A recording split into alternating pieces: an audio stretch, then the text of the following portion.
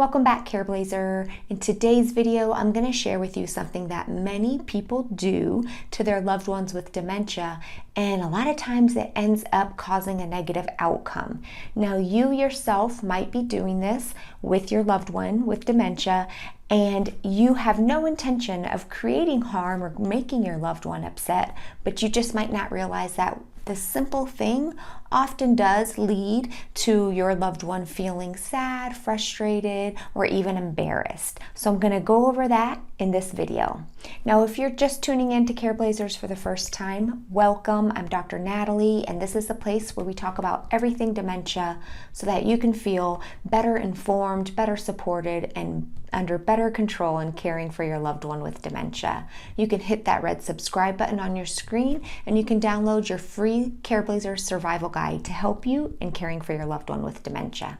Also, I just want to take a quick moment to thank all of you amazing Careblazers who are supporting me over on patreon.com/Careblazers. It really warms my heart to see all of you who are supporting this Careblazers movement and are supporting me in what I'm doing in my weekly videos. So thank you so much. Okay, now let's get started.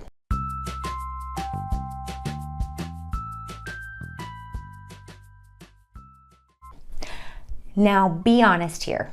Have you ever asked your loved one a question just to see if they knew the answer?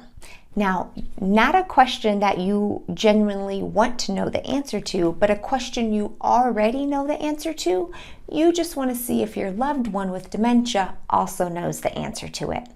This tactic is called testing your loved one's memory, and these questions a lot of times don't go over very well. Let me give you some common questions.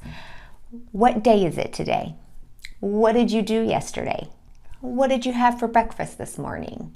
What happened on your favorite TV show last night? Now, these aren't questions that you're asking because you genuinely want to know the answer or you're trying to have a nice conversation with your loved one with dementia. These are questions you're asking because you're trying to see if your loved one can remember the answer. And these are the kinds of questions where if they're struggling to come up with the answer or they're not sure, you might even try to give them a couple of hints or try to give them some clues so that maybe they can come up with the answer on their own. And this type of questioning, the questioning of their memory type questions, this has a different feeling to them than a typical genuine question out of curiosity. There's like a different undertone to those types of questions. For example, if you are asking your loved one what the day is today, you might say, "What's the day today?" And when they can't come up with a question or with the right answer, you might say, "Remember, we just had a holiday," or "Remember, your birthday's coming up." So you're trying to give them hints so that they'll come up with the right answer. Or let's say they had a visitor come over to the house yesterday. You might say, "Who visited you yesterday?" "Remember, the person always brings you a special gift." So that's the kind of feeling and the questioning and the flavor of the questions when you're actually trying to test your loved one's memory.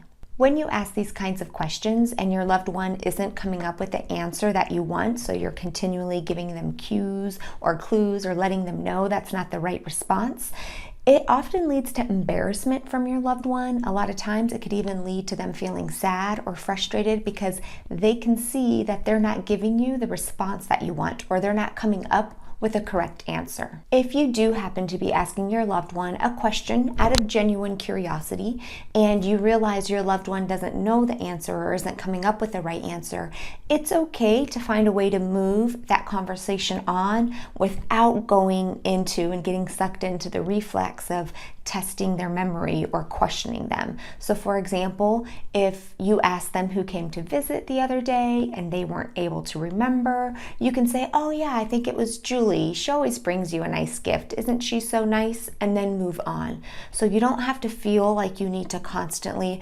remind your loved one of the things that they're forgetting. This is going to make your relationship better. It's going to make conversations go smoother, and it's going to make your loved one feel better and have less likely of a chance that you and your loved one are going to wind up feeling resentful of each other or having more difficult conversations where your loved one starts to not really look forward to talking to you. All right, Careblazer, what did you think about this tip? Have you ever found yourself asking your loved one a question just to test their memory to see if they knew the right answer, what do you think about maybe taking a step back and changing your approach?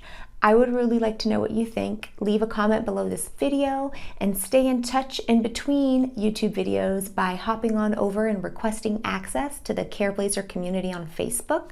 There's a link below this video that you can click on and request access. And until next week, take care of yourself, Careblazers, and continue taking great care of your loved ones with dementia. Bye. I don't like that. Being your love. No.